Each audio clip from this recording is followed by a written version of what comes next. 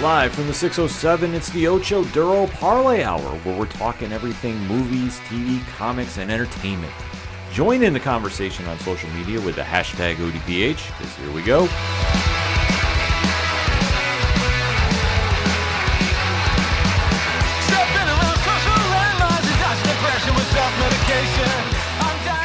Welcome to an all-new edition of the ODPH podcast. What is happening, everybody? Thank you so much for checking us out this week. My name is Ken M. Joining me in studio, as always, you know him. He's the co-host.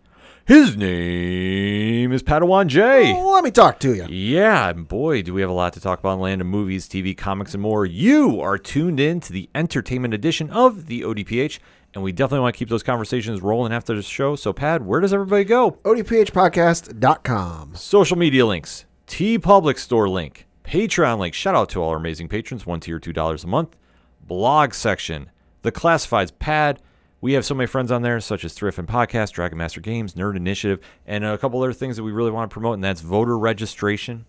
We also have a directory there, which how many providers are we on? 710,675. I don't question him, folks. That is why he is a statistician to the stars. And we also have a great music section, where if you're looking for something for the 4th of July week, where else should you go than the music section of the ODPH? And you can download great music from such musicians as Brian Wolf and the Howlers, Second Suitor, Tom Jolu, Floodlands, Shout Out the Robots, and many more. Basically, if it's anything and everything that is the ODPH, you can find it at odphpodcast.com. And remember, on social media, to use the hashtag ODPHpod. We have a lot of shows to break down and talk about. So, Pat, which one you feeling like kicking off with this week? Why don't we start with The Boys, specifically episode 5 of the 4th season, Beware the Jabberwock, my son. Yes. Holy fuck. If anybody is new to this universe, it is one that really blurs the lines of what you think of superheroes. Uh-huh. It really flips the idea of a really distorted Justice League and proves with great power comes no responsibility. And it has been the battle of one Carl Urban's Butcher and Anthony Starr's Homelander and their surrounding parties about who is going to be the one to win over the Vought universe when it's all said and done. If there's anything left. Yeah, in this case, it does not look like anything is going to be happening. Scorched Earth. Mm-hmm. And if you've never read the comic by Garth Ennis and Derek Robertson, we highly, highly, highly recommend it, but it is for mature readers. We want to stress that. It is not something for kids in any way, shape, or form. And the TV show is much in the same vein, so it's a faithful adaptation to the work. Eric Kripke and the team there have really done an amazing job at Amazon Studios and Prime Video to bring this show to life. And now in the penultimate season, anything and everything is going. You are seeing a lot of wild stuff happening. Mm-hmm. So we really want to make sure we're stressing this.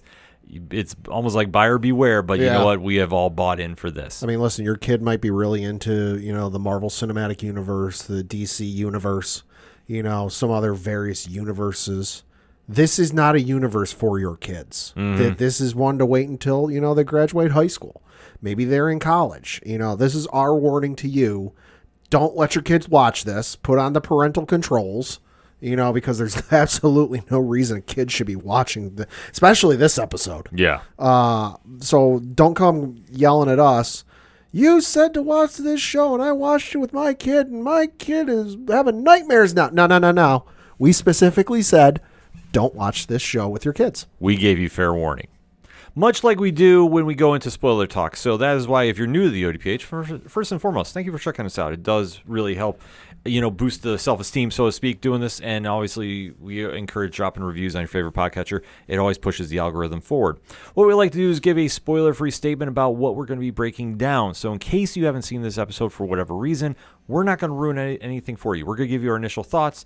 You can kind of decide where we're going with that. And then we give you a countdown. After said countdown, we do deep dives. We hold nothing back. We go into a multi-layered discussion about said episode and what we think is going to be happening. So, that being said, you have to make a choice when that countdown happens to pause the episode and jump back in after you watch it, or just keep on rolling and definitely join in that conversation on social media. So, Pat, that being said, give me your spoiler-free statement on the latest episode of The Boys. This was the wildest episode of the show I've seen thus far. And considering everything we've seen to this point, that is really saying something. One scene in particular, gnarliest scene I've seen on television since maybe Glenn was killed on The Walking Dead. And if you've seen the episode, you know which scene I'm talking about. There was also a couple other scenes, and I'm sitting there going, what is happening? Couldn't believe what I was watching, couldn't believe what I was seeing, and just a really, really good episode. This one had a lot going on, and there's some parts I really liked. The other ones, I was kind of laughing at one moment and kind of really going, we're still doing this? Uh-huh. So I was really split on that. But I thought for where we had the ending, a lot of things happened that we've been waiting on. We got payoff for one storyline. We have one that I think is going to tie into a lot of the ending of the comic. So that being said, it definitely hit the marks where it needed to, albeit though this one was not one of my favorite episodes, but still a good episode, nevertheless. So that being said, we are going to go get into spoiler talk in 3, 2, 1. Pad, let's really talk about it. Superpowered farm animals? What the fuck? Yeah. Oh my God, this episode was insane. This almost kind of reminded me of like a Hanna-Barbera episode on some kind of illicit drugs. Yeah, this is like you said, it's a Hanna-Barbera cartoon after dark. Yeah, this is something Adult Swim would show in between episodes of their shows. Yeah, this was just something completely out of control at one moment, and like how we get there is even more wild. But it all goes back to the battle that's been happening since day one of the show. Carl Urban's Butcher has headed out to go get Anthony Starr's Homelander and take down every single soup on the planet, no matter what. And the lines have been crossed many, many times, even to the point where Butcher is now on a clock because he has injected himself with an experimental drug that is going to kill him. Going to, yep. But it's also killed any kind of hope for redemption for him. There's almost no turning back at this stage. And he's now seeing visions of other people around him. And this has really made him a literal wild card into what is happening with the boys, because there's almost like a sense of they're working within the system, but Butcher wants them to still be the renegades and go against it. Right. And he's definitely got a more sense of humanity with this, just because up until, he had this, countdown put on, it was always what to the wall. Go absolutely nuts, do whatever you had to by any means necessary. We'll worry about the consequences and the ramifications later.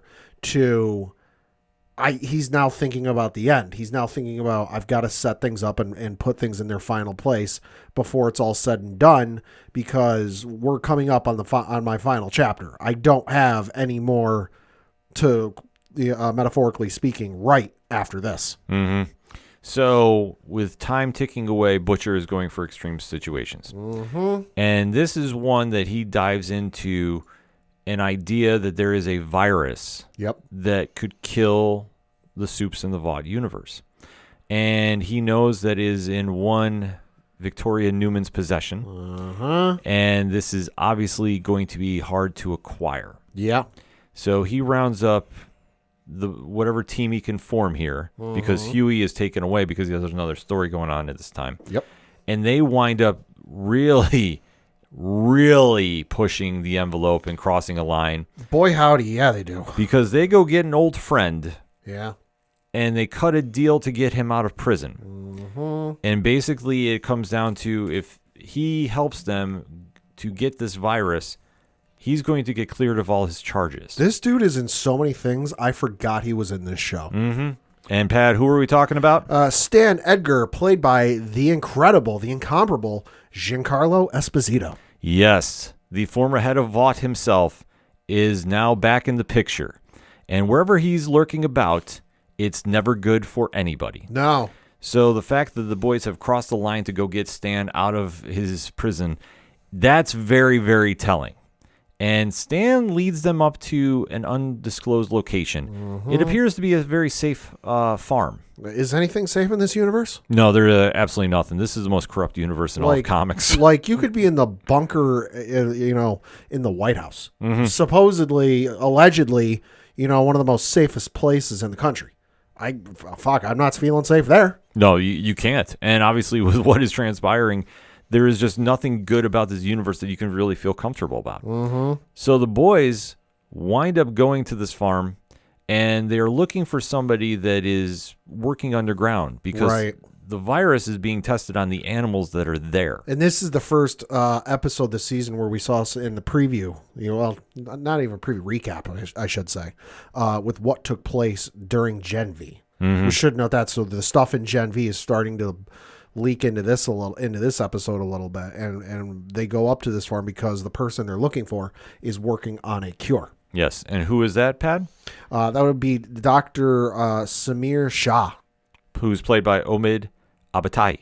So to see Dr. Shah back, that really kind of is bringing everything together because obviously he is the father of Zoe, and we do know that obviously there's a lot going on there. Yeah. So when the group is looking for him, well, this is what happens when things get a little crazy. This is also what happens when you let somebody experiment on things with Compound V, and there's no checks or balances there to say, hey, maybe you shouldn't do that. Mm-hmm.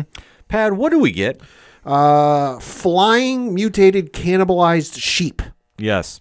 We start getting deadly farm animals. Mm-hmm. Now, normally this would not work. Normally, this would be like, what are we doing here? This would be like, bad movie night, C-list movie. Mm-hmm. No, this somehow works. Yeah. And that's the boys. Yeah, so the boys have to now fight off these mutated farm animals from killing them. Well, we say fight. It's more like run and hide. Well, they have to because they're unloading... At one point, they're unloading a full clip from a gun into a chicken. Because realistically, okay, the only powered people that are there is Victoria Newman shows up. Mm-hmm. She can pop heads, but they're moving a little. I'm pretty sure she's got to make eye contact for that to happen. They're flying a little hard.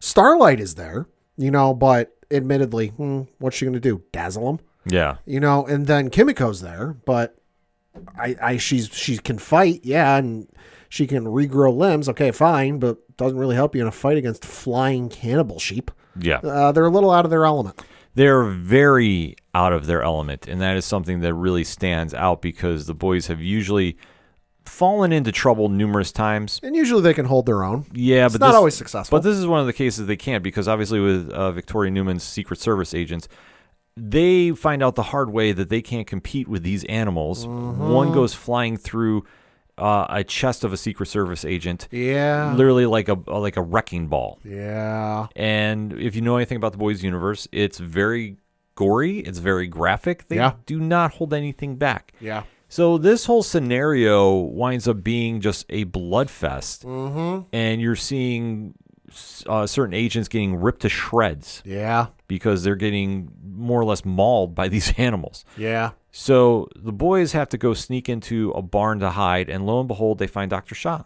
He's like, oh my God, thank God you're here. Yeah.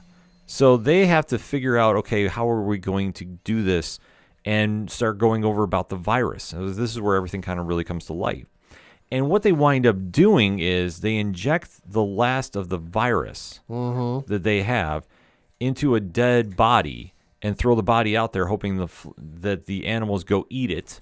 Mm-hmm. And sure enough, they do. A little bit of cross-contamination there. Mm-hmm. So when this happens, the boys try making a run. Yep. With obviously Newman, Shaw, and whoever else is surviving. Yeah. Some don't make it. Yep. But then all of a sudden you start seeing the animals get violently sick and die. Yeah. And this is the boys' universe, so you knew this was going to happen. Obviously, I mean, I knew something was going to happen. I wasn't expecting this. Right, because obviously this was just such a far take for me. Like, this is where it kind of took me out because we saw this and it just got to the point like it was funny at first. Yeah. But the fact it was still going. Yeah, like I was expecting the sheeps to like drop dead or given this universe their heads to explode. Yeah. Something of that sort. I did not expect them to land and just start vomiting profusely. Mm-hmm. I'm sitting there like, oh, this is what's happening. Yeah. Okay.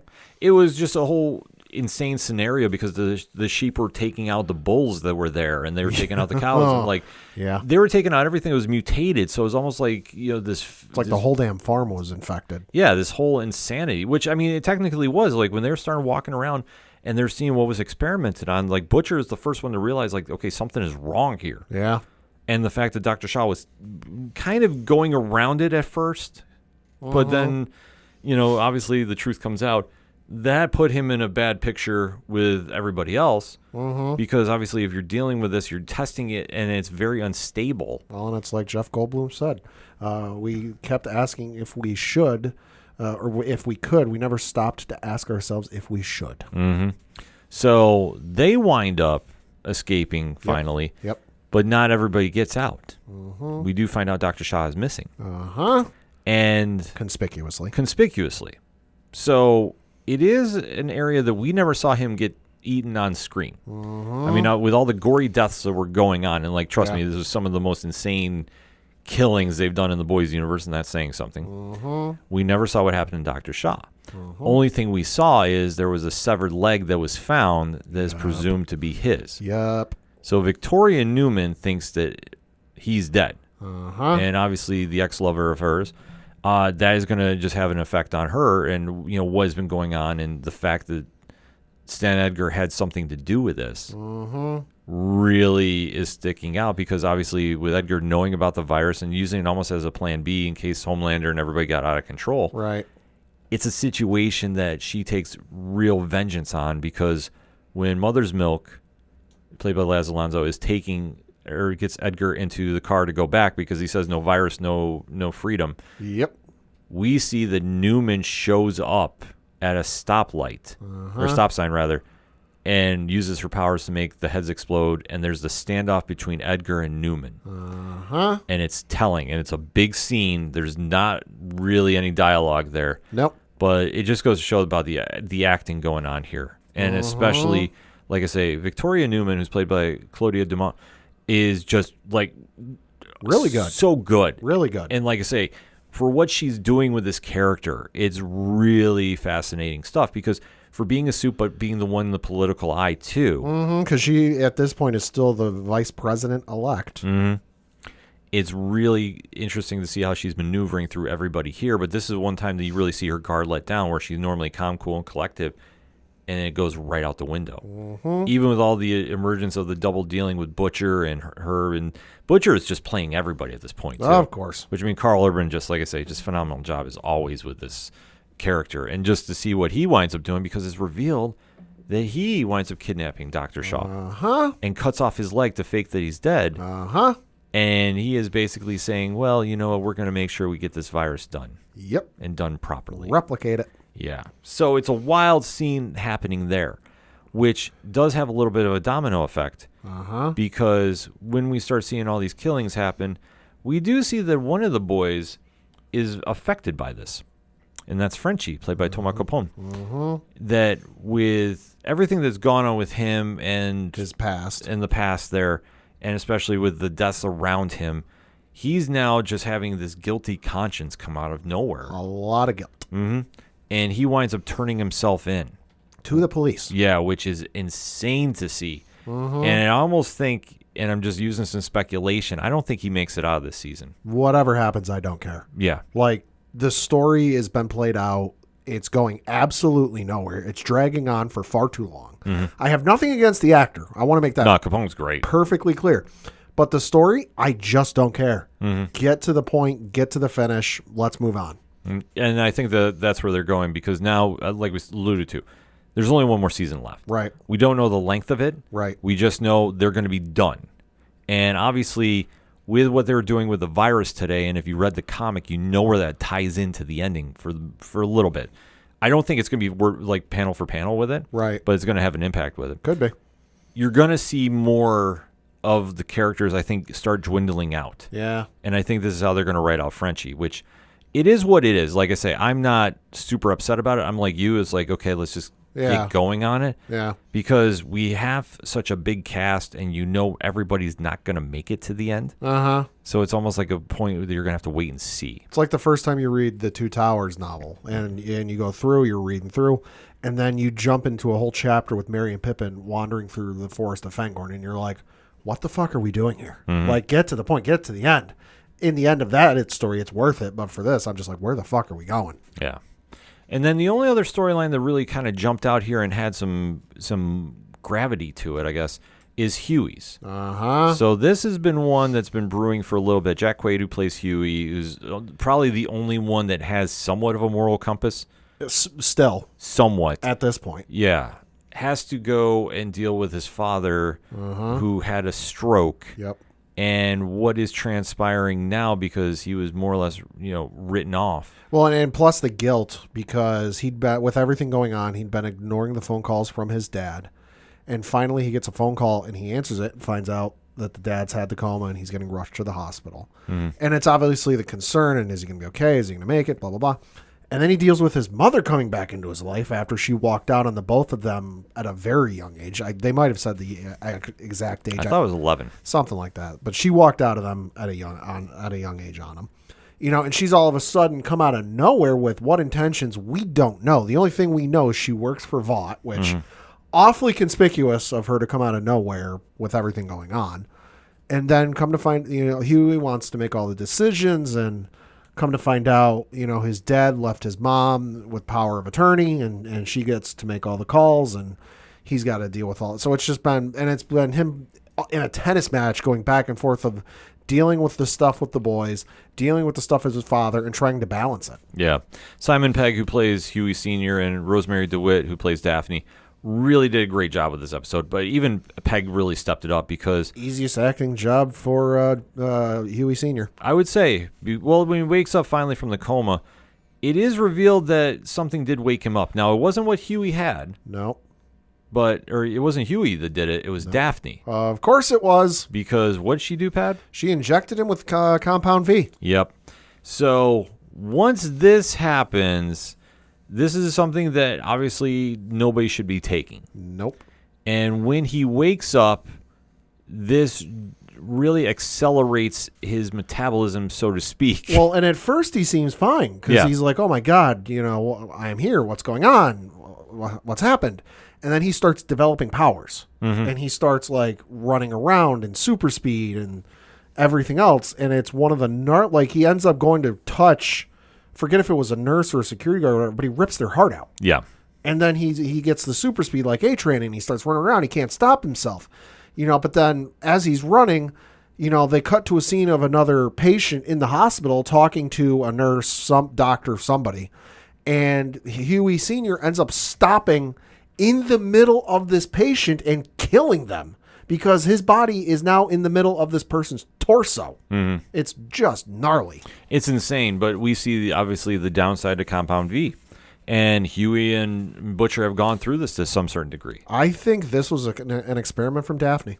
I think it was too. In fact, I'm not even doubting Butcher has a connection to Daphne. I don't know. I don't think Butcher's got anything to do with it, but we know she works for Vought. Mm-hmm. We know they're working on this. We know it's not exactly on the up and up that they're doing this. Right.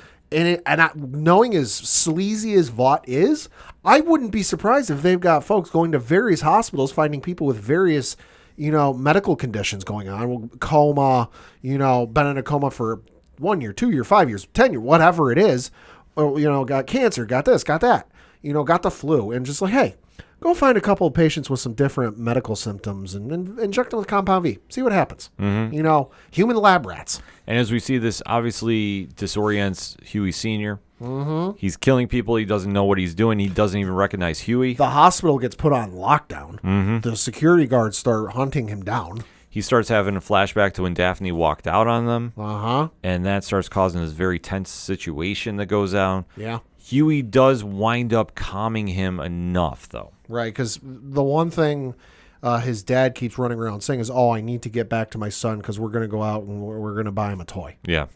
So it's a heartbreaking scene just to see Huey really have to come to terms that he's lost his dad. Mm-hmm. Because he has to be the one that gives him a killing injection. Yep.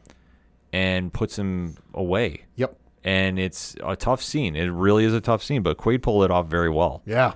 And now he has to live with the guilt that he couldn't save his father. He's the responsible one that winds up, unaliving him. Mm-hmm. It's a very, very powerful moment. And this really ends that storyline, I feel. For now. But I think with Daphne still there, there's still something to play out. There's still something going on there. I just don't know who it is. I hope it's not anybody connected to Translucent. That it's going to be a shapeshifter we find out later on. that is coming back for revenge. Probably not. I mean, maybe not, but we have to wait and see. And then the only other one, like I say, those were the two ones that stuck out. But the only other thing that happened here, which this is complete Vought 101, they wind up having their own Comic-Con. Yeah. And we do see some footage of the different movies that are coming out involving the Seven. All of them better than the Zack Snyder cut of Justice League. Fight me. Oh, Pat's going there. He's going there. We even do see the introduction of a new character, Tech Knight, which if you've read the book. Yeah. Yeah. What did they call the movie? The Tech Knight? Yeah. Which sequel to Tech Knight Begins? Yeah. Yeah.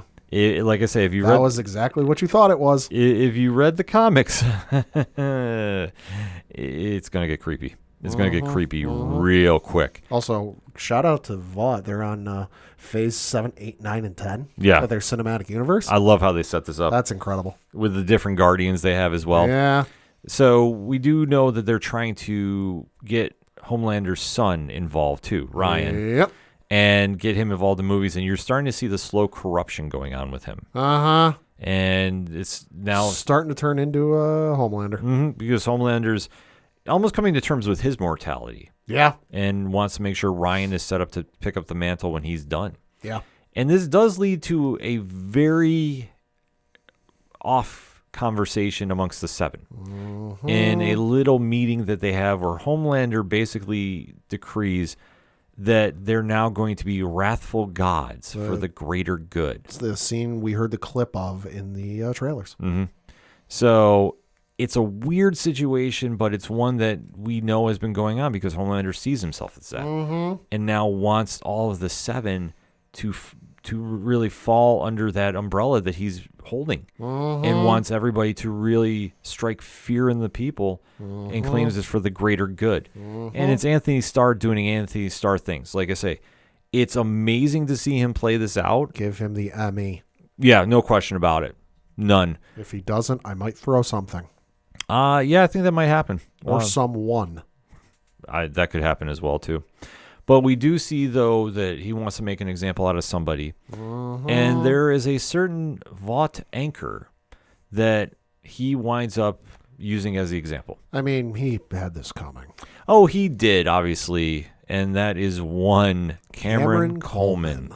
Yes, who Matthew Edson. Scumbag if there ever was one. Yeah, Matthew Edson, who played him. I mean, obviously had the little bit of a, if you can call it a relationship. Oh, it was. I'm not saying it's a standard relationship. Yeah. There's a relationship there. There's something going on with Ashley Barrett, who Colby Minifie. I mean, what can you say about her?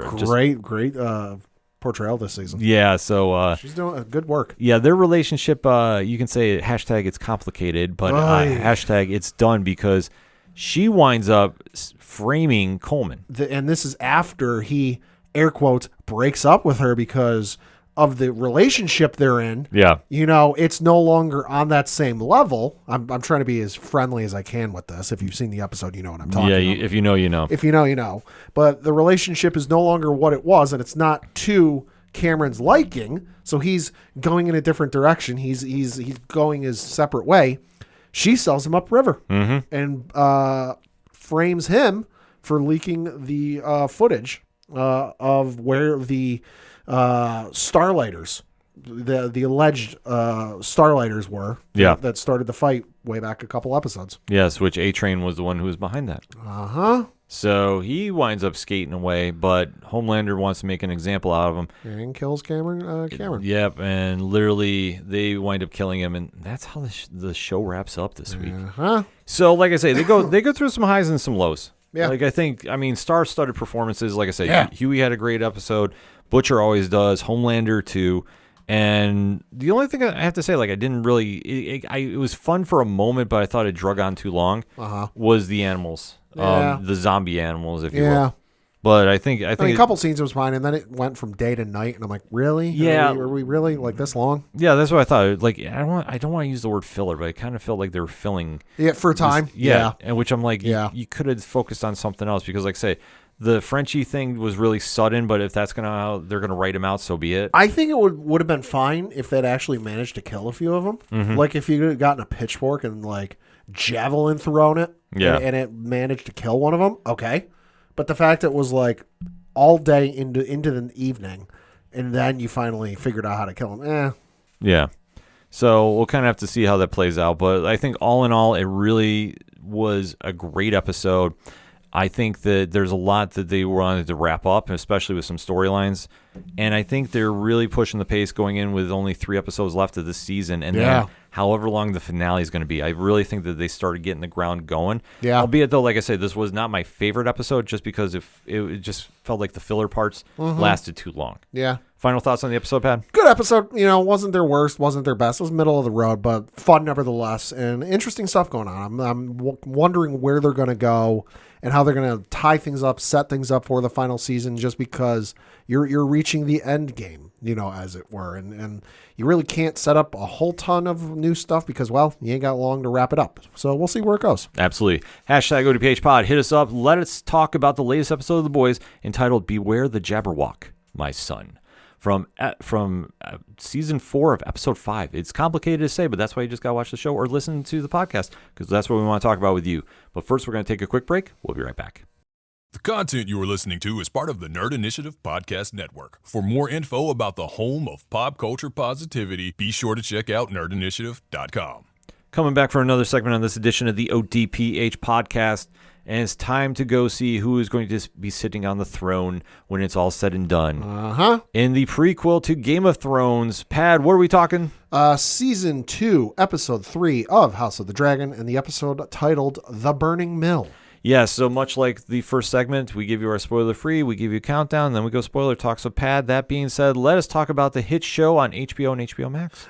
Great episode. Not a whole lot going on in terms of like action-wise. There was that great sequence at the end, though, which I did dig. But in terms of, kind of the political stuff, which I said last week, I dig the political stuff. I dug that aspect of things just because, this isn't a simple real-life medieval story where it's one country fights another country, one king, another king, they call up their sides, and we go to war. No, there's a lot of sides, there's a lot of houses and a lot of lands and a lot of lords and ladies, who need to be contacted. So it's a lot of moving pieces when it comes to getting this started. And there's a lot of undeclared sides and a lot of undeclared allegiances, questioning allegiances. So to see that play in the background, I dug that. And then just to see the kind of like ramifications of what's happened in the first 2 episodes is monumental, obviously, when you think of it just in its bare black and white aspect. A child was killed. That there's ramifications from that, and that these people are, in fact, human, and they tried to deal with it as humans. The one thing about this universe, if anybody's jumping in, I mean, this is a very medieval-based fantasy world. Oh, yeah.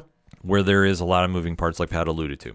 The Game of Thrones world by George R. R. Martin is really a wild place. Very in-depth. There's a lot of sex, fighting, and rock and roll, so to speak. Oh, yeah, there is. So you have to take in that in perspective, and I think what you'll see with this series as we go on with it, it goes through a very up and down phase. Because they like to build up for their action moments, and then when those happen, the fallout ones can come across as filler. It's not exactly like Lord of the Rings where, Gondor needs help. How are we going to get their help? Oh, let's light some beacons across the entire countryside, and they see them, and they're like, oh, hey, we'll come. It's a little more to it. Right. So this season, though, they really kind of focused on the war between Olivia Cook's Queen Alicent Hightower and then the Targaryens in general, played by Queen Rhaenyra Targaryen, who's Emma Darcy, and Prince Daemon Targaryen by the one and only Matt Smith. Targaryen Civil War. And that's what they've been setting up, because ever since a death sparked everything in this world, it has now been a back and forth, much like the Hatfields and McCoys, you would say, of the warring families. And while we don't know how this is going to play out, if you did watch Game of Thrones, which this is only coming to my mind because it's been coming across my social media feeds and various videos. But if you did watch the original Game of Thrones, you do have an idea of how it's going to end, at least in certain aspects. Certain things they've revealed, certain ones I think they want to hold off on because they're going to tease and make the fan base really think about it. Yeah. Which is fine.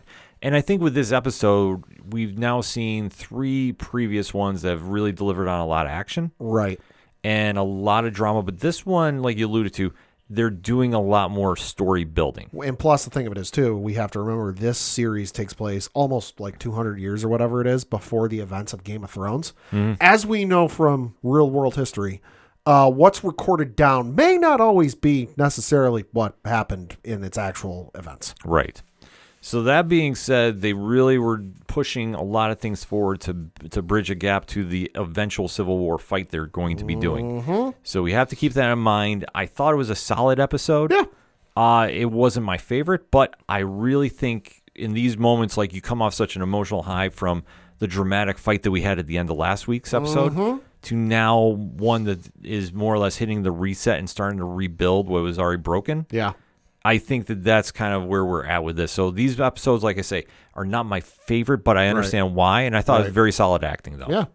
So that being said, Pad, in 3, 2, 1, let's talk about some dragons. Yeah, no, episode was real solid. I mean, the entirety of this season, and even the back half of the first season, was so hyper-focused on the Targaryens, and understandably so. You know, the title is called House of the Dragon, which that is what the Targaryen is. The Targaryens are. They're the House of the Dragon. You know, and sure, we've heard some mentions of Casterly Rock and the Lannisters and some other, you know, the Starks. We saw the Starks, and there's been some other houses and some other towns and whatnot we're familiar with from the original Game of Thrones that were mentioned. But like I said, this is a larger war that's encompassing the entire continent. And we're starting to see the focus and the lens start to pull back a little bit and go, hey, there's more going on here than just a couple of feuding families dragging everyone into their petty squabble. You know, and it's starting to build that up and starting to go, hey, there's some actual real world ramifications going on rather than just what's going on in King's Landing. Yeah. So where this episode jumps in, though, we start off at the Riverlands. Yeah. Now, is this, Pat, you're a little more versed in Game of Thrones than I. Is this a major place of business, shall we say? To a certain degree, yeah.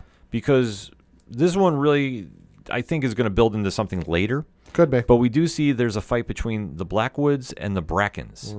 And it starts like almost like it's a petty squabble. Yeah. Like there's these two groups. God, the people here can't even be older than maybe 20. They look so young. They're so young. And the one side is just standing there shooting the breeze. And the other side comes up, goes, you move the borders. You know, put that back. You're encroaching on our land.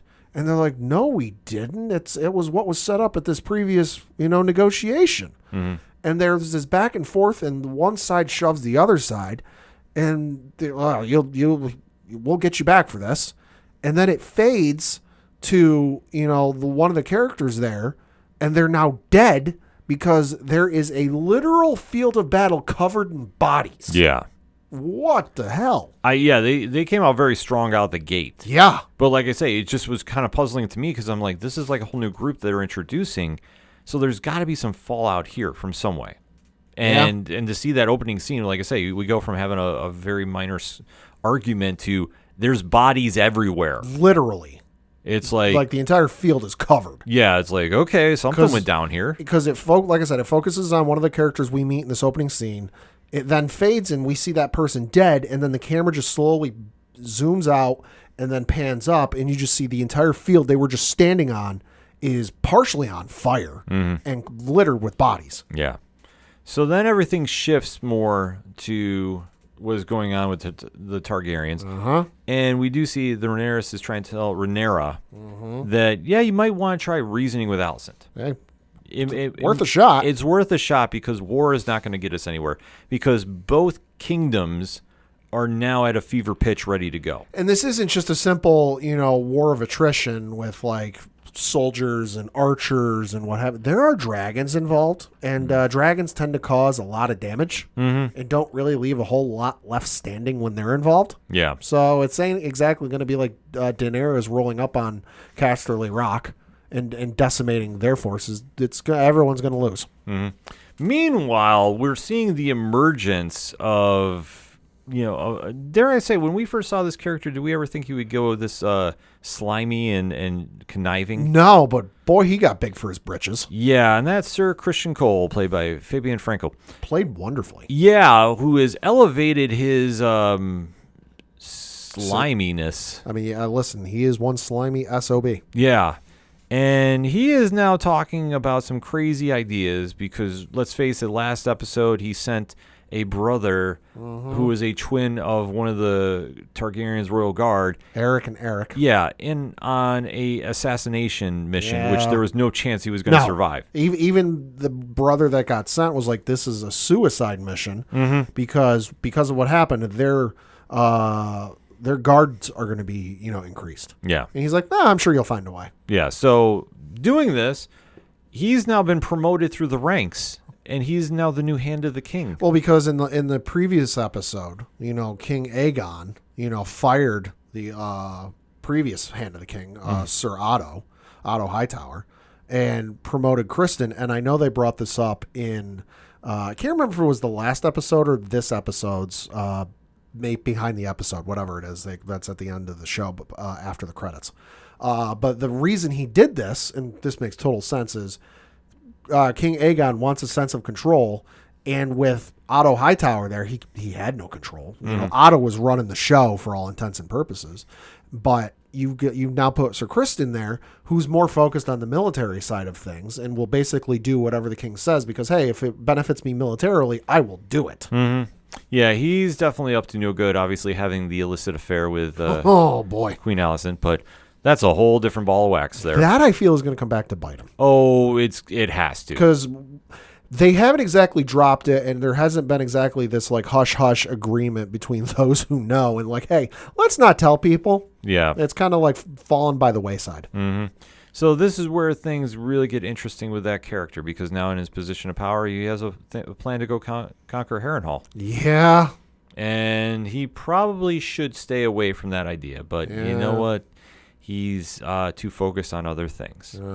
Meanwhile, his arch rival, I'm already going to put it out there right now, Daemon Targaryen, like I said, played by the one and only Matt Smith, is now on a plan to go recruit some forces because obviously he knows war is coming. And where does he go?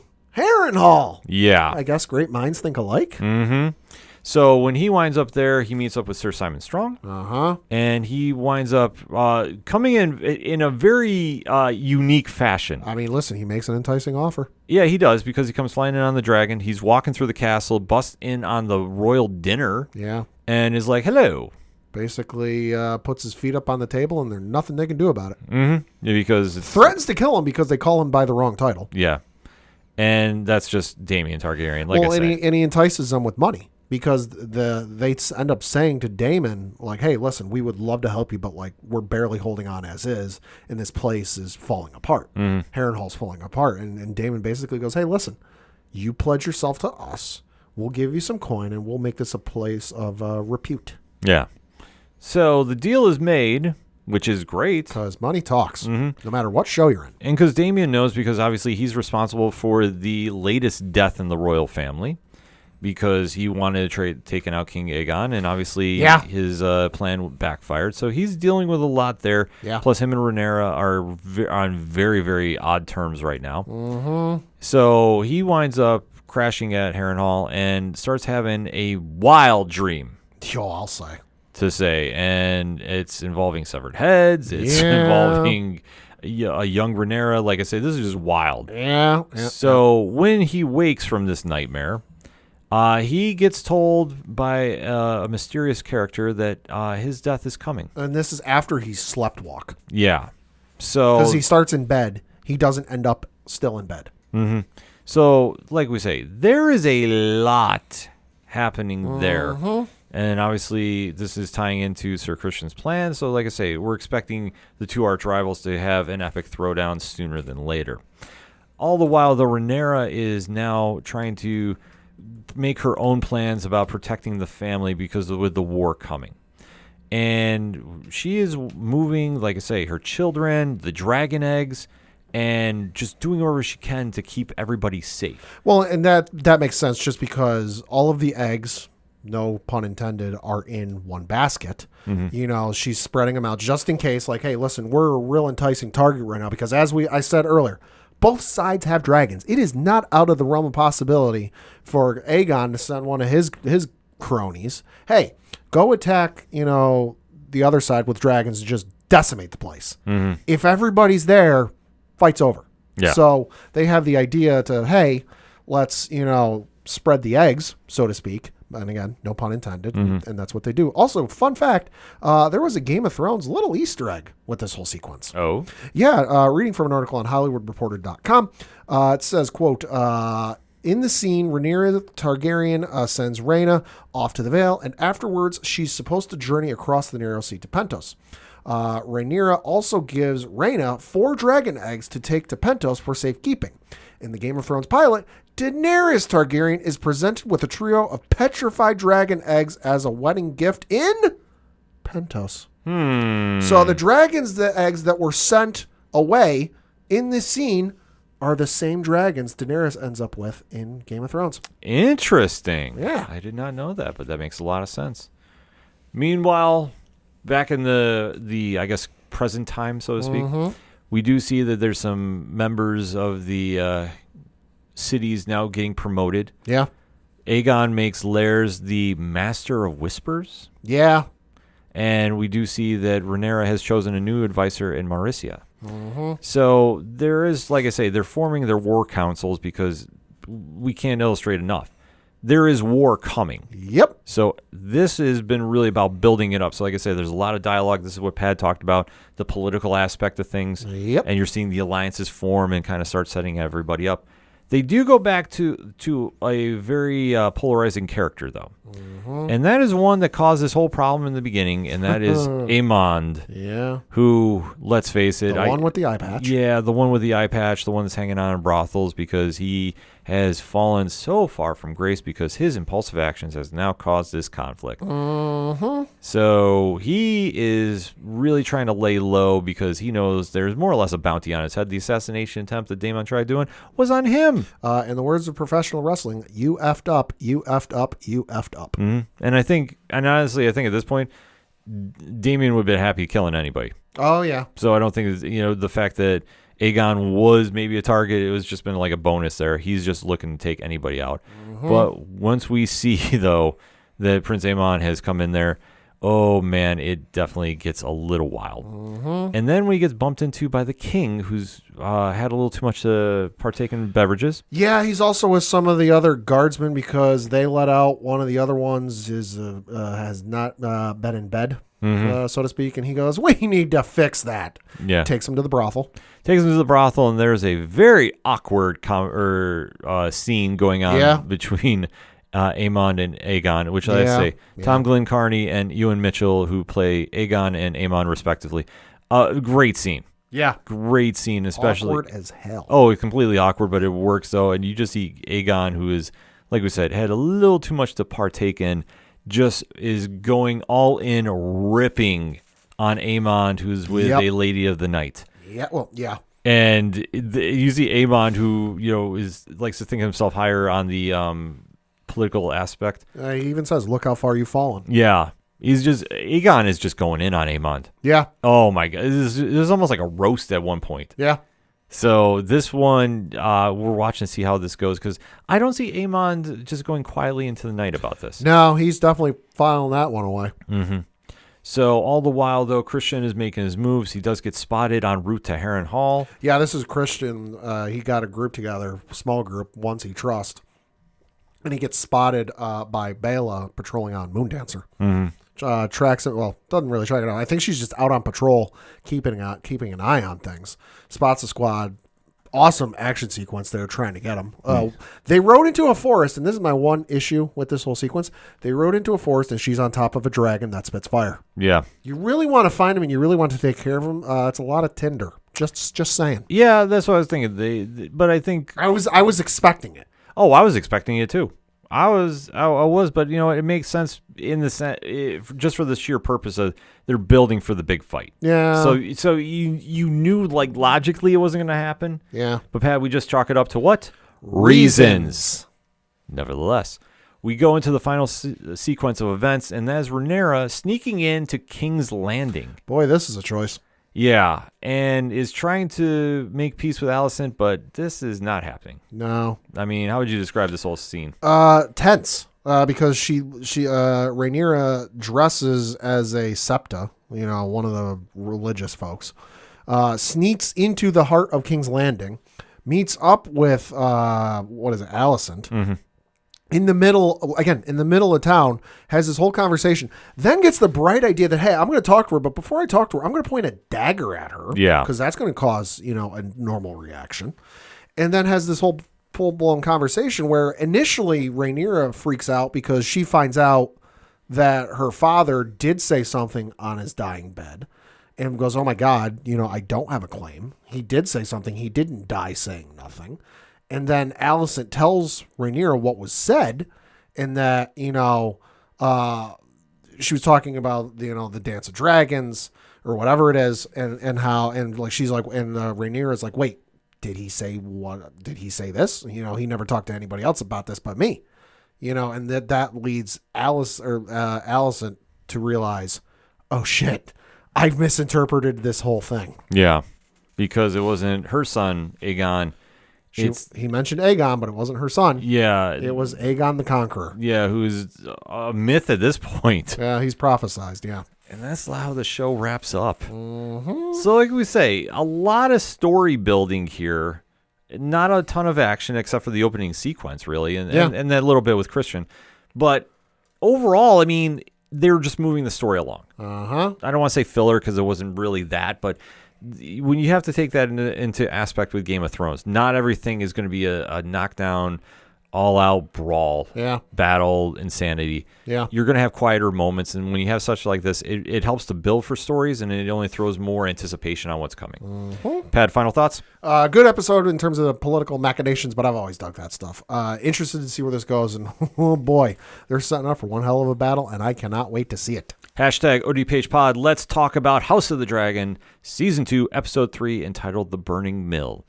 But first, we're going to take a quick break. We'll be right back. You ever wondered what comics Mark from Vale Am I is into? What Zach from Left Behind's favorite MCU movies are? Well, Metalcore Nerds is the show for you. My name is Sean Mott, and here at Metalcore Nerds, we cover the latest things in pop culture, whether it be Star Wars, Marvel, DC, AEW, and everything else in between.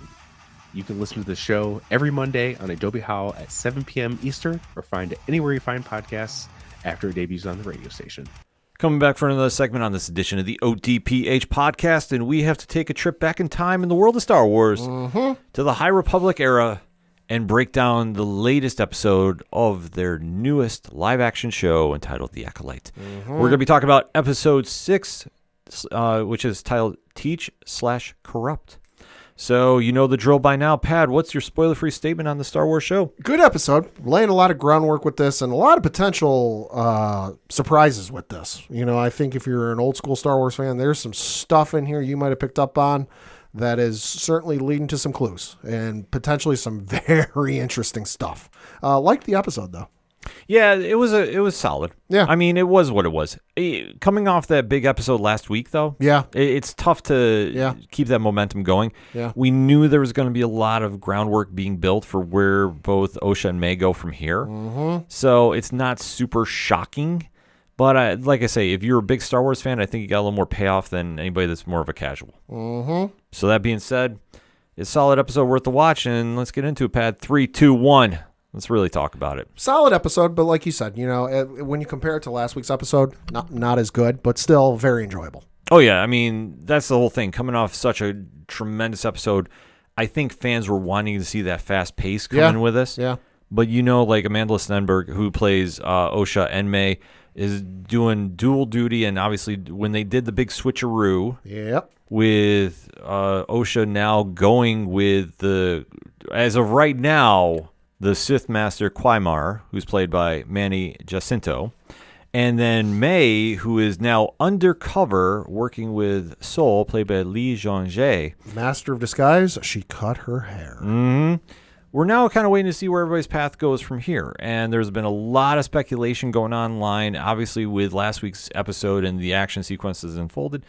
We need to know where everything is going now, because with the switching of the roles, it's a wide open territory yet again. Mm-hmm. So where we really dive into it, like I say, we see Quaimir go with Osha to an unknown planet. Unknown my ass. Yeah, why don't you talk about it a little bit? So my initial thought was it's Octo, which we saw in Last Jedi and Rise of Skywalker. Noticeably, there were no porgs. So it's not Octo. But speculation online is that this is the planet Baldemic, BAL''DEMNIC, which thus far hasn't made it into official canon, but it was a part of Legends, and I'm reading from the Star Wars wiki page. And it does say, quote, Baldemic was an ocean planet adorned with rocky tropical islands in the Bakrofsen system of the Aural system, located within the Outer Rim territories. The hostility of its native Konmei species, together with its extremely harsh climate, discouraged most people from ever visiting the planet, despite the beauty of its giant rock cliffs, pristine beaches, and vast azure oceans. It was mostly of interest to cartographers, xenobiologists, and fisherfolk until the knowledge of the planet's rich deposits of cortosis ore fell into the hands of the Sith Lords Darth Tenebrous and Darth Plagueis. Now, close quote. Now, Plagueis obviously should ring a few bells for some folks. That was Sidious's master. But Tenebrous was Plagueis's master. So we're going back a little ways. That's the current online speculation. All right, I'll roll with that, Pat. You're, like I say, Pat is the Star Wars aficionado of 607 podcast. Might even be Nerd Initiative too. I think it's a high debate, so I don't argue with him about this. So Quaimar is sitting there and talking with Osha about his past. There's so much fan fiction getting written out of the scene. Well, it almost has to be, because when he's making the story go about how he's a former Jedi, she's asleep. She wakes up. He's swimming, naked. Yeah, a lot of fan fiction. A lot of fan fictions happening with the scene, but. Like I say, he's breaking down his life and being a former Jedi. Mm-hmm. And the Jedis betrayed him. And now this is, I think a specific Jedi betrayed him. Oh? Yeah, I'm going to go with Venestra. Okay. Because when Quaimir gets out of the water, there is a scar on his back. And it's not a straight scar. It's kind of curved. It's got a snake-like feature to it. We do know, as we saw in this episode specifically, that... Vernestra uses a light whip as a lightsaber, which is a whip, but it's a lightsaber. That wouldn't leave a straight scar on the body. So I'm thinking something happened, and she ended up betraying him and really setting him down this path. Has there been a light whip before in Star Wars? In the old canon, yes. There was the Sith Lady Lumaya in the old Marvel comics, and she made her way into the novels in the Legacy of the Force series. Mm-hmm. She used a light whip. But in terms of like modern canon, no. This is the first instance we've seen a light whip. Well, that's going to be something to really build off. I mean, I could definitely see that happening. So, but we do see that the story is starting to break into Osha a little bit. Mm-hmm. Like, there's just a lot of similarities that I think is kind of bridging a weird kind of friendship between them. Yeah. I mean, it's very short, but it's kind of getting there. Yeah. And then I think the moment everything sinks in, but when the helmet is coming into play. Yeah. And he gets her to try it on. Well, yeah, he tries enticing her because she's curious about it. And he basically is like, oh, it's a sensory deprivation thing. All that's really there is you and the Force. He goes, oh, go ahead, try it on. But because of, his dark side tendencies, she doesn't believe him, and she thinks he's trying to sucker her into something. But she does inevitably end up trying the damn thing on. And it's exactly what he says it is. We get this wicked inside camera shot of the helmet, which you can't see much at all. The slots for eyes are very narrow, and we just see her with the helmet on breathing. Yeah. Almost like a Vader-like quality. Yeah, so I'm not sure about the foreshadowing there, but still, like I say, they're laying a lot of groundwork. Uh-huh.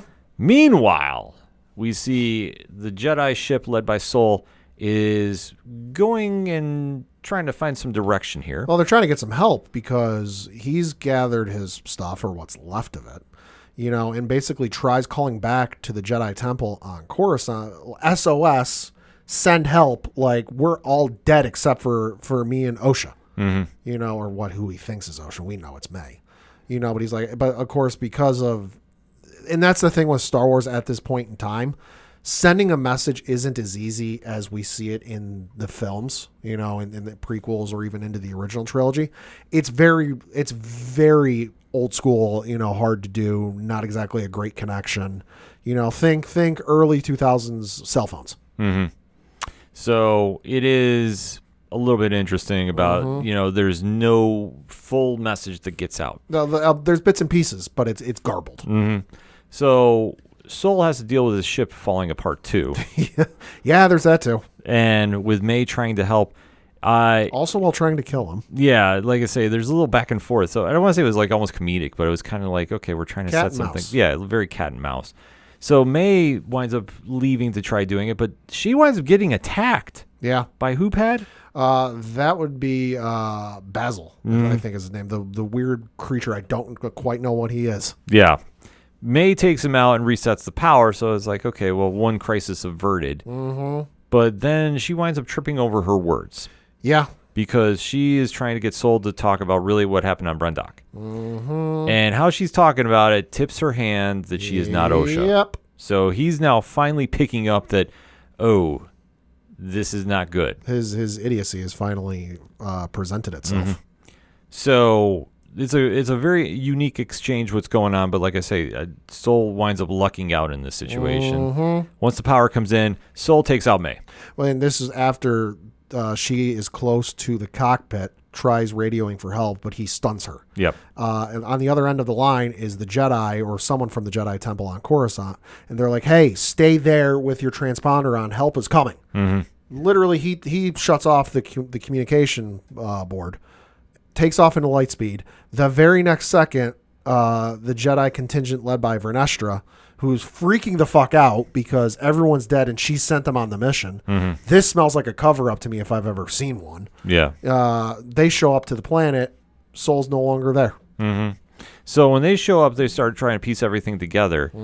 And somebody throws the idea out that Sol is behind this. And I don't know about you. I sat there and go like, oh, this is a big setup. Oh, it's a cover-up. Yeah. Yeah. Somebody is covering this up, and I don't know. Is it Vernestra herself? I think Vernestra is taking advantage of the opportunities that are presented in front of her. She realizes she fucked up. She realizes there's a lot going on, and it's very and the Jedi even back. You saw it in the prequels. It's even more evident here. They're just ready to bury their head in the sand that something is wrong. And Vernestra isn't exactly the one presenting this like, hey, pay no attention to the man behind the curtain. Yeah. Here's what's really going on. But it's kind of falling into her hands on a silver platter, and she's like, well, this isn't what I intended, but I'm going to use it to my advantage. Yeah, so there's a lot of moving parts happening here. Yeah. And it is interesting to see Vernestra's kind of slowly manipulating everything. Once again, proving the Jedi are the worst. Yeah. Team Empire all day. But where we wind up going is when May finally wakes up, we do get this, I don't want to say heart-to-heart, but it's a little tense. It's a little tense conversation. And Sol is like, you want to know about Brendock? Can you handle the truth? And that's where we leave the episode off at. Yeah. So it was building a lot of story, which I know some people online were not fans of. Right. But we have to kind of keep this in context, much like House of the Dragon. Yeah. Not everything is going to be a crazy fight sequence. Not everything is going to be fast-paced. Yeah. They want to build up for events happening in the future. And that's something that I think we've had with Star Wars in the past, too. But I still think that it's a lot of pop culture still getting used to the Acolyte. And they're not used to the High Republic timeline. Right. And it's still causing some friction for reasons. Yeah, it's definition of reasons. And I'm not getting into any of the other nonsense with that. Yeah. Like I say, I don't have time for that stuff. I will just say with how everybody's complaining about the pacing and the writing, like, is the concept very simple? Yeah. The twin switch? Yeah. Very simple.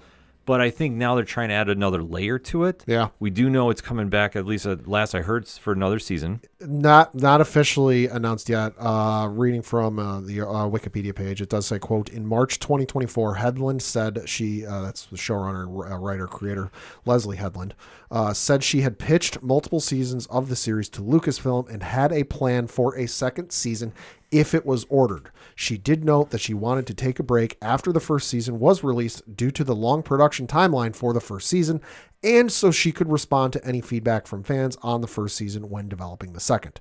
So she's got a second one pitched, and she's clearly got an idea for season 2. It's not been officially announced yet, but we'll see. I don't see why not. Well, I think that with the reaction here, they need to go with another storyline, but I don't want them to get so influenced by the public outcry. I don't think they're going to pay any attention to They shouldn't. I don't think they're going to pay attention to the public outcry. They're just simply going to look at whatever numbers Disney has on their end, because this is typical for Disney. This isn't them trying to hide anything. Mm-hmm. We never find out numbers from Disney on what this shows do for streaming unless it's like the first episode and it was monster numbers. Yeah. Or, or if it was like a premiere or a debut of like an exclusive movie and it did incredible numbers. It's not Nielsen. We just don't find out this information. Right. So I think that's what they're going to look at is, okay, listen, people review bomb the shit out of it on every platform imaginable, whatever. What were the streaming numbers? Was there enough interest for there to be a second season? Because, case in point, look at, season 1 of Book of Boba Fett. Yeah. Very popular character. I don't think I need to be the one to point that out. But as of this recording, we don't know how the show did ratings-wise. There hasn't been anything announced for a second season. Yeah, I know the actor who plays him. I'm blanking on his name right now. Tamora Morrison. Thank you. Has been petitioning. Oh, yeah, he wants to do it. He wants to do it. But So we haven't heard anything. So, whether they do a second season or not, I don't think the fan reaction or overreaction in certain instances will have any factor into it. I hope not. I think it'll come down to the numbers. I hope not. I hope you're right, because obviously fans have had a very different reaction to this than I thought they were going to have. I mean, at this point, I'm not surprised. Well, I am and I'm not. I agree with you. I think at this day and age, everybody wants to be mad about something for nothing. Yeah. And it's pointless, and it's sorry if I'm getting on my soapbox for a little bit. It's nonsense. And it's like, if you don't like something, just don't watch it. Well, and we do have a quote from Leslie Headland, who did comment on the Acolyte being review bombed. Quote, I was like, does anybody take that seriously anymore? I understand the point of it, which is that the average viewer would look at the site and say, oh, the user review is really low. But I think that if you're in the Star Wars fandom, I think you already know what review bombing is. So I guess if you're totally new to the fandom and you're considering watching the show, it could affect you, close quote. Well, I think that's the whole thing. And plus, what people don't realize, when you review bomb, you boost the algorithm. Yeah. So it's going to get out there in front of more people. You're going to shit talk it and bash it for one reason or another. You're going to push it up in the trending on Twitter. You're going to push it up in the, on Rotten Tomatoes and on Google and on everything else. Yeah, so you defeat your purpose. And honestly, if you just don't like it, just don't watch it. But but for me, though, like I said, they did a lot of story building. Yeah. I'm not mad about it. It is what it is. I think the stuff with Vanessa, that could be something to really keep an eye on. Yeah. I think that might be the breakout character they need on the show. Yeah, I think so. So we'll have to wait to see how it plays. Final thoughts? Very good, very solid episode. I'm interested to see what happens with the Clymere stuff, and specifically he's the Planet 9. If they end up going the Darth Tenebris route, boy, that'll be fucking something. I'll be real interested to see where that goes, because my whole thing was, he's going to be a Knight of Ren with the helmet, but maybe he's Tenebris. It'll be interesting to see what happens. I'm on board. I'm definitely on board. Like I said, we're going to be riding this out to the very end, and then we'll have to see about season 2. In the meantime, though, hit us up on that hashtag ODPH pod. What is your thoughts about the latest episode of The Acolyte? Let's talk about it, shall we? But first, we're going to take a quick break. We'll be right back. Hey, this is Scott Snyder, and you better listen to the ODPH podcast, or I'm coming for you, and Batman is coming for you. Coming back for the final segment on this edition of the ODPH podcast. Pad, what you got? Got a couple things to talk about. First of which is some unfortunate news, because much like it often happens in Hollywood, deaths come in 3, and this was the 3rd major death we've had, and that was the comic actor Martin Mull passed away this past week at the age of 80. Of course, best known for Clue, Arrested Development, Roseanne, also Sabrina the Teenage Witch. It was announced on the Instagram of his daughter, Maggie, quote, I am heartbroken to share that my father passed away at home on June 27th after a valiant fight against a long illness. He was known for excelling at every creative discipline imaginable and also for doing Red Roof Inn commercials. He would find that joke funny. He was never not funny. My dad will be deeply missed by his wife and daughter, by his friends and coworkers, by fellow artists and comedians and musicians, and the sign of a truly exceptional person by many, many dogs. I loved him tremendously. Close quote. He was also in Veep, where he was nominated for an Emmy in 2016. He was a guest role as the political aide Bob Bradley. He made guest appearances on After Party, Not Quite Dead Yet, and Grace and Frankie. He guested on the NBC comedy Community. He was the father of Britta. Britta Perry, played by Jillian Jacobs, was on the CBS comedy Life in Pieces. He had a recurring role on 2.5 Men. He was just on a ton of stuff, and I most knew him for Sabrina the Teenage Witch, where he was the vice principal, and that's where I most knew him from, but definitely, a real tragic loss and a big loss in Hollywood. Oh, absolutely. Like I say, his resume is like almost like you throw a dart and you can see him on a show. Like, he's been on so many different things and always, gave great performances. So obviously our deepest condolences out to his family, friends, and fans all over the world. And if you're looking for something to watch him in that you might not have seen, go watch Clue. Yeah, Clue is very underrated. Clue's an amazing film. Switching over to some video game news, we got an info from the Ubisoft CEO that they are making multiple remakes surrounding Assassin's Creed. So reading from an article on IGN.com, it says, quote, Ubisoft is working on multiple Assassin's Creed remakes, according to CEO Yves Guillemot. The publisher's head spoke about its flagship series future in an interview published on the Ubisoft website. When asked if the company will continue to offer a variety of experiences from the franchise, Guillemot told players to get excited for, quote, some remakes.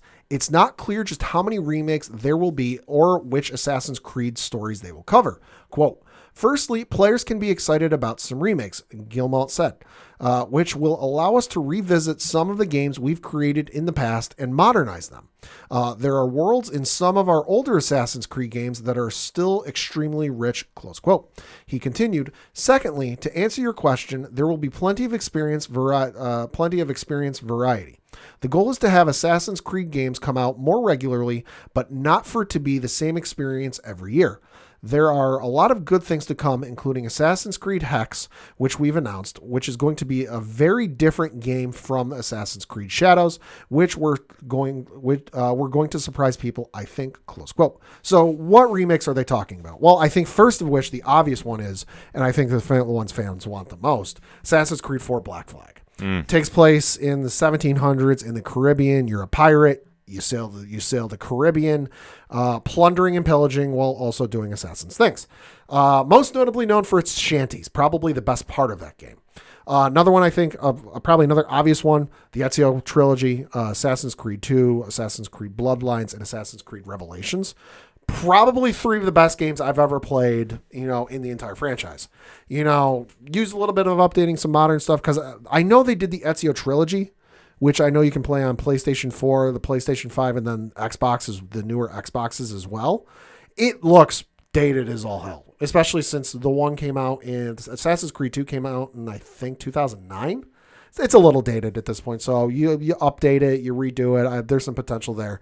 But I think the one I would most like to see, just because even at the time it was different, but there are a lot of aspects of it I would like to see changed. That's the first Assassin's Creed. They've re-released almost every, I don't think it's almost, I think they've re-released every Assassin's Creed from 2 up through Black Flag and Rogue and everything else that's come up to the last gen consoles, so PlayStation 4 and Xbox One. They've re-released everything. Assassin's Creed 2, Bloodlines, Brotherhood, Revolution, Revelations 3, 4, Rogue. The mobile games that were on the DS. They did a bundle trilogy of that. They re-released the PlayStation Vita game, or the PlayStation Vita game. The one they've never re-released, Assassin's Creed 1. Now, game was incredible. Game was unlike anything I'd ever played to at that point. There's a lot about it I would like to see changed. The first of which, if you jumped in the water, your character died. Whatever reason, character lived in the Middle East and was the Jerusalem and that whole area, could not swim. Whatever reason. Missions, very repetitive. Tail this guy. assassinate that guy. Listen in on this conversation, wash, rinse, repeat for the entire game. I think there's a lot of variety and there's a lot of stuff you could do there. But that'll be definitely interesting. And as for the modern stuff, I got to be honest. Assassin's Creed Shadows, I think, will be good. That's the one set in feudal Japan. Yeah. Ghost of Tsushima already did it first. Sorry, is what it is. I'm most excited for, though, Assassin's Creed Hex, because they haven't said what it is, but they did do the announcement, video, poster, whatever it was. It looks like it's going to be set during the Salem witch trials in the 1600s in Massachusetts. That could be fun. That is very interesting. That is very different, and I think there's a lot of potential with that. So we'll see what happens. Yeah, no, definitely is going to be something to keep an eye on. Yeah. Then also in video game news, in out of left field news, I sure as hell didn't see coming. We got an announcement and a trailer for a re-release of Star Wars Bounty Hunter. Now, this is coming on August 1st to PlayStation 4, PlayStation 5, the Xbox One, Xbox Series X and S, Nintendo Switch, and PC via Steam. This game originally came out on November 19th, 2002. So right after Attack of the Clones came out, and this game allowed you to play as the bounty hunter, Jango Fett. Let's go. Definitely a fun game. A little bit of backstory filled in with how exactly Jango Fett got picked to be the clone template for the Republic Army when things got put out. Spoiler alert, but Christ, it was 20 some odd years ago. Sue me. Got a decent review on Metacritic. The meta score is 65 mixed or average based on 32 critic reviews. And the user score is generally favorable based on 45 user reviews. It's got a 7.8 out of 10 on Metacritic. Fun game, but the fact that they announced this seemingly out of left field left me a little surprised. Yeah, I'd say. I mean, that was something really I don't think anybody had on the radars. No. Solid, like I said, solid game, though. Switching over to some television news, we did find out, again, we're going to get a lot of info out of this podcast, I feel. Yeah. The official Marvel podcast, and that is that the upcoming season 3 of Marvel's What If is going to be the end of that show. Okay. Brad Winderbaum, who is the head of streaming television and animation at Marvel Studios, was on the podcast. He talked about a whole bunch of stuff they have going, but he did say specifically regarding What If, quote, "What if season 3 feels like the completion of a trilogy? It takes us to places you never expect. It goes beyond the first 2 seasons in its exploration of the multiverse, and it pulls in characters that are very unexpected. It has what I think is an extremely moving and fulfilling culmination for Uatu the Watcher," close quote. Not super surprised by this. No. I mean, the one thing about What If is a fun series. Yeah. But it's like a tale of two sides here. Mm-hmm. You can always go and find stuff to do for it. Yeah. But it also comes to a point, it's like, what can you do to really reinvent it? And I think, and this is just my opinion, I think when they try doing the long run in the comics, I think that sometimes you just run out of stuff that's new just because you have so many ideas at once. Mm-hmm. And I think that that's what the show kind of falls on. Yeah. So I'm not surprised it's ending. It's not to say it wouldn't come back at some point down the road. Mm-hmm. But I think for right now, yeah, it's a perfect time to end it. Then we got an interesting quote from Andrew Lincoln, who was, of course, star of Rick Grimes on The Walking Dead, regarding, a certain character's death. Mm-hmm. I think the one where you all know the one I'm talking about, that would be Glenn, during the season 7 premiere. He did an interview with Empire, and he had an interesting quote. Said, quote, "I do still think Glenn's death might have been when we over-egged the omelet. Maybe it was lingering too much," close quote. He said filming it was, quote, "among the most intense nights of shooting I've ever been a part of." And close quote. And this is, of course, Jeffrey Dean Morgan. He did say is, quote, "one of the nicest guys you're ever going to meet," close quote. And reading from an article on IGN, it says, quote, "he had to do this extraordinary monologue on his first day at work, and everybody was on their knees and weeping when they weren't on camera," close quote, Lincoln said. Morgan came over and went, "Is this normal?" I went, "Yeah, everybody just keeps going. It was an extraordinary night," close quote. They went too far. They over-egged the omelet. Oh, man. I mean, listen, if you've read the comic, you knew what was coming. Mm-hmm. I don't think it's overcooking the omelet, so to speak. Yeah. I think it's just being the shock value that the show really went there. But if you know the Walking Dead lore, that is a monumental moment in the book. It is where everything literally changes. Yeah. And I think especially on the TV show, it was a big shock to the system. Like, we haven't lied about this. No. This has been something that I remember walking into Charging Star Comics. I'm going to throw it back when that was open. Shout out to Ryan.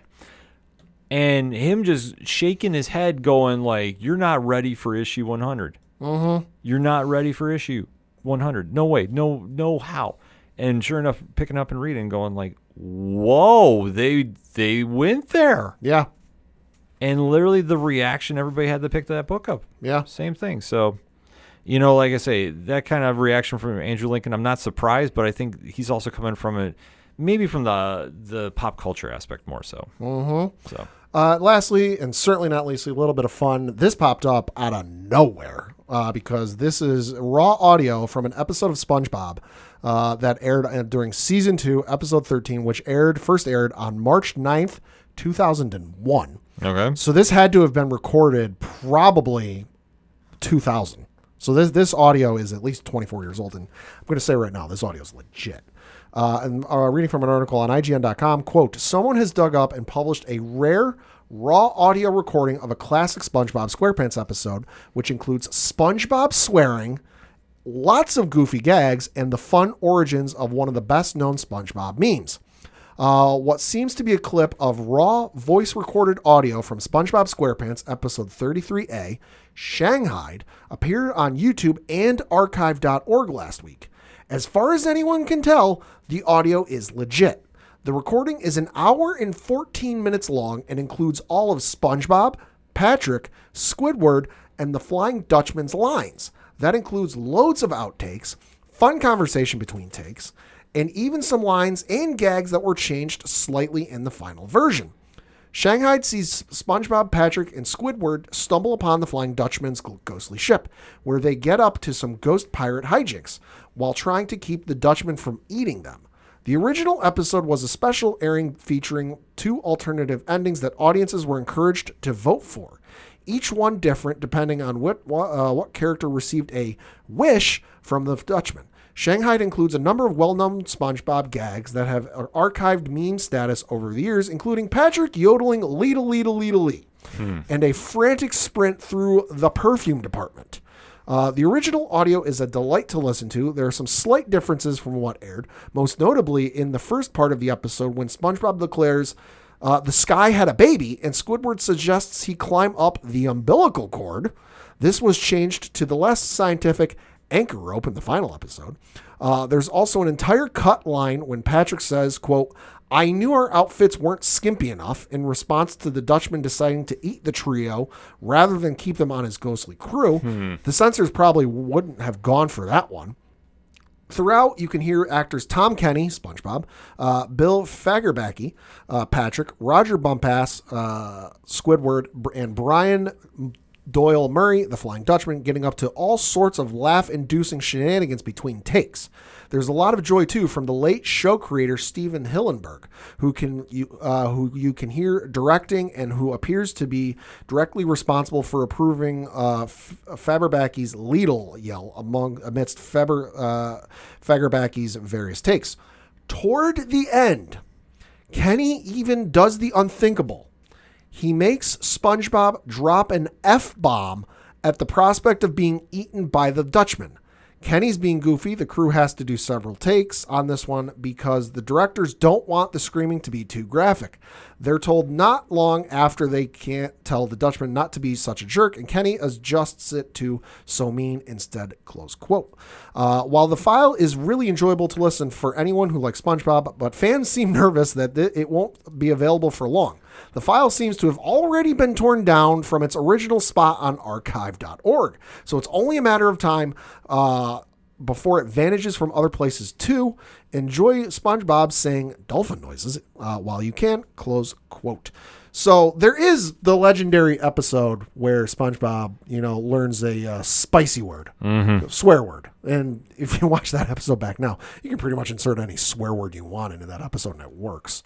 This seems legit. I've listened to the audio. It's still up as of recording. and it's 1 hour, 14 minutes and 45 seconds. It's just grainy enough from the audio experience I've had in listening to projects and producing audio projects. It seems legit. It's not crystal clear. It's real grainy. It's real bootlegged. You can tell it's taken from somewhere, but there is a moment about 59 minutes and 23 seconds ish. SpongeBob does drop an F-bomb. So this thing seems legit. I'll include a link to it in the show notes. It might still be up. It might not be up by the time you hear this. So I would say if you don't see it, just Google search SpongeBob SquarePants Shanghai Raw Studio Audio. It'll probably get re-uploaded for a long time because this is legendary stuff. Yeah, I was gonna say if you're into that fandom, yeah, it's a wild audio track. Story goes, and again, I alluded to it. There's the episode where SpongeBob learns the swear word and he starts using it throughout the episode, but because it's a kid's show, they couldn't actually use that swear word.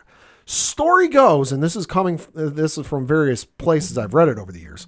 Story goes that they tried recording the episode with them not actually saying swear words, that they tried, but it was just way too difficult. And they said, hey, can it just be easier for us to just say the swear words and then you guys take them out and put them in with whatever sound effect or whatever you want later? And they said, oh, yeah, sure, go ahead. So there's audio somewhere of SpongeBob and Patrick swearing profusely for the entirety of the episode, which allegedly might have seen the light of day. It might not be legit. I don't know. I've heard a couple of I've seen a video of it, but this is about as legit as we're going to get. Yeah, so like I say, if you're into that, the Pat's going to put it in the liner notes of the show, so you'll have something to talk about. Yeah. And definitely hit him up on social media about it, because I'm sure he's going to want to hear your reaction to this. Before we get into comic book picks, there was some news breaking from our good friends over at Marvel Comics. Yeah, there was. That I think all Spider-Man fans are very interested to hear about. So, reading the fine press release they sent us, quote, following Zeb Wells' landmark run, writer Joe Kelly and Justina Ireland, alongside artists Ed McGuinness and Gleb Melkonoff, bring you a new Spidey epic titled The Eights of Spider-Man.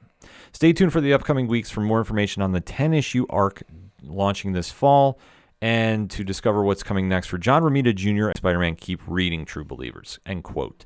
So they do have a little teaser artwork up, and honestly, Joe Kelly and Ed McGuinness working together, you already have me sold. Yeah. So and obviously Ireland and Melikonoff are great too. So yeah. I am definitely intrigued by this. Yeah. I'm not sure what to really think about this. I'm kind of hoping it does not have to do with Moreland and kind of that really wild storyline going on with JMS way back when. So I'm hoping this is going to turn out to be something, maybe just a nice refresh. Could be. Because obviously coming off Zeb Wells' run, I know a lot of the fans. They have opinions. Oh, they do. And there's, in fact, now an infamous ODPH tweet that is now a viral sensation. Yeah. Because of it. So find it on X if you dare. Marvel just can't let Spider-Man have a good day, can they? No, they can't. I'm convinced that if Marvel lets Spider-Man have a good month, they think the world might end. Yeah. But, I mean, that's his character, though. He's always, Peter Parker can't have good days. Spider-Man can. That's the easiest way to describe it. Yeah. But you know what's also a good day? New comic book day. Pat, hell yeah. Pat, what you picking up this week? A couple things this week, both of them Star Wars related. The first of which is Star Wars Inquisitor, issue number 1 from Rodney Barnes. This one reads, quote, "The Jedi must die. Weapons of the Emperor sent out into the galaxy to track down and kill any Jedi who survived Order 66. The ruthless Inquisitors are among the most skilled and deadly threats to those who served the light side of the Force. Buried in the annals of Jedi lore is the story of Tensu Run, the Jedi who faced the Inquisitors and Darth Vader. What became of him, and why did the Empire so greatly fear his existence?" This cover looks absolutely incredible. Got Darth Vader looming in the background, the Grand Inquisitor looming over all of the other Inquisitors. I cannot wait to read this. That's a fantastic piece. It is. I cannot wait to read this. This is issue 1 of 4, so definitely something to check out this week. Also should check out the comic I reviewed for Nerd Initiative this week, and that is Star Wars The High Republic, issue number 9 from Kevin Scott. This one reads, Assault on Fortress Bulin. A secret space station is on the point of collapse as the Nameless close in. A foe-turned-ally reaches a crossroads while loyal companions risk everything to save their friends. Meanwhile, the Nihil's chief scientist finally makes his move. But will Baron Bulin's shocking gambit pay off? Close quote. It's a very interesting read, especially if you've been reading the High Republic stuff, including the novels from way back when it started. A couple characters you know and love, boy, they might not be the same after this. Time will tell. A lot of High Republic stuff is really popping off right now. So, and especially if you like the Acolyte, that's going to be something you really want to keep an eye on. Yes. So for me at the shops, I'm kicking off with the biggest one of the week. I don't think there's any question about this. Mark Waid, Dan Mora, DC Comics Absolute Power #1. This is the crossover event of DC Comics. I don't like throwing the word game changer around because it's used so often. Mm-hmm. Pad, this is the game changer book. This is everything Amanda Waller has been setting up in the entire Dawn of DC run. If you've been reading Batman, if you've been reading Action Comics and Superman, Titans Beast World, just to name a few, Waller has been working behind the scenes about taking out the superheroes once and for all. She does have a new faction with her, Failsafe and the Brainiac Queen. So if you've been reading those stories, you know what they're all about and how they go about taking down the heroes in this debut issue. This was a masterpiece. This is one book I've read now 3 times in the course of 24 hours, and I am just absolutely blown away by this. So I give it the highest possible recommendation I can give. I cannot wait to see where this series goes. Mark Waid obviously does not miss, and Dan Mora, probably the best comics artist in the game right now. Teaming them up on an event like this, DC has outdone themselves. This is going to be one everybody's going to be talking about. I don't want to give away spoilers, but I will talk about this on social media because obviously the book is out. Very big moments are happening in this book for the DCU. So I am very happy to engage with everybody about this. This is going to be something that is going to rock everybody. Also from DC Comics this week, Batman 150. So Chip Zdarsky, Dennis Cowan, who is on this, guest appearing for the artwork along with Jorge Jimenez. And this is a very cool one-shot story that's complete Batman 101. So what happens when a crook finds out the identity of Batman? And what with that great power comes what? Nothing but good. Nothing but good trouble, that is. Yeah. So I like I say, I really dug this issue. I thought it was a really fun one. They also have a companion piece for Absolute Power in this too. Yep. So if you want to get in that storyline, like I say, they kind of tip their hand about where Batman's going now with that storyline. So it'll be a fun one to watch. It's almost like an adaptation of the Superman animated series episode where the villain found out Clark's identity, but could in the end couldn't do anything about it. Well, this one, there is a resolution, and I think it's a fitting one. Okay. Next up is a double shot from our good friends over at Black Market Narrative and Image Comics. Well, actually, it's a triple shot because it's Radiant Black 29 and 29.5, the penultimate chapters of the Catalyst War. So this has been the big event that Kyle Higgins and the team have been doing. They split the book into 2 side-by-side series involving Nathan and Marshall being the title character and how everything is shaping up. Like, this is going to be a cataclysmic event. And it's going to be one that will have the Massiverse talking. It's going to have comic fans talking. Both issues are excellent. However, I do side with one because I'm Team Nathan all day, so that is the one I gravitate towards more. So that being said, I highly recommend both, and where this is leading for Supermassive, which is coming out in a couple weeks, then Radiant Black 30 and 30.5, and the Massiverse, as we know, will be changed forever, so brace yourself for this. But fantastic issues this week. Also, Rogue Sun number 20. So the life and times of Dylan Siegel get more complex as it goes on.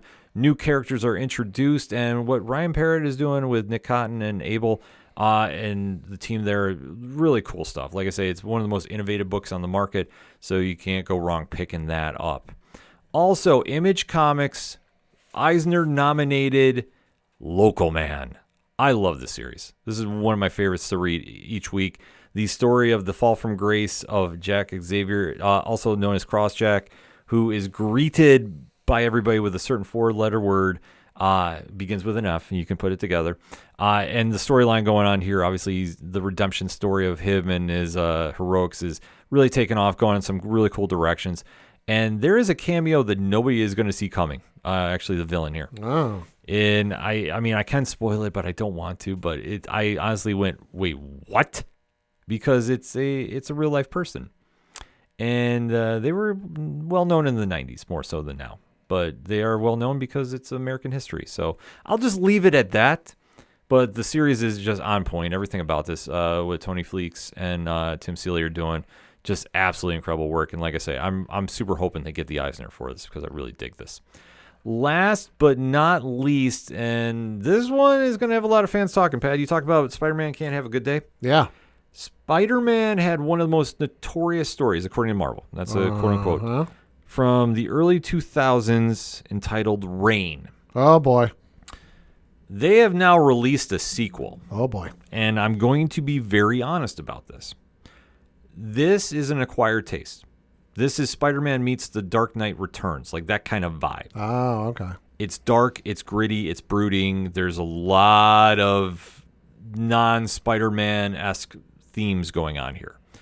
It is a different read, so if you're looking for something with a bit of more of an edge, I guess is kind of the wording I want to try, because I really want to find the right wording for this. Okay. This is not your typical Spider-Man story. This is not going to be something you're going to be used to. Right. They do take a lot of liberties. They do go in a lot of different directions with this. So that being said, it is one that fans are going to have a lot of reaction to. The first time it came out, it was very polarizing amongst the fan base. I fully suspect that it's going to be carrying over that overtones with this one too.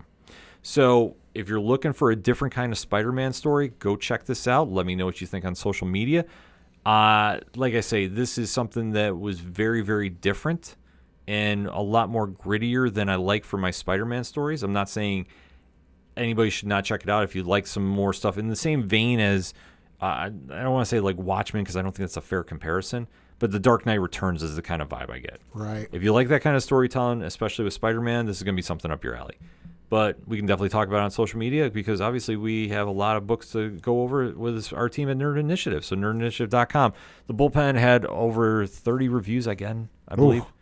Hardest working team in comics reviewing, no question about it. So if you want to find out about that, nerdinitiative.com for more reviews. And obviously, when it's New Comic Book Day, make sure to go out and hit your LCS. That being said, we talked a lot of entertainment. For any more discussion, odphpodcast.com. That's it for this week. So for the one only Padawan J. Thank you. I'm your host, Ken. Thank you as always for listening to the ODPH podcast. We'll see you next time.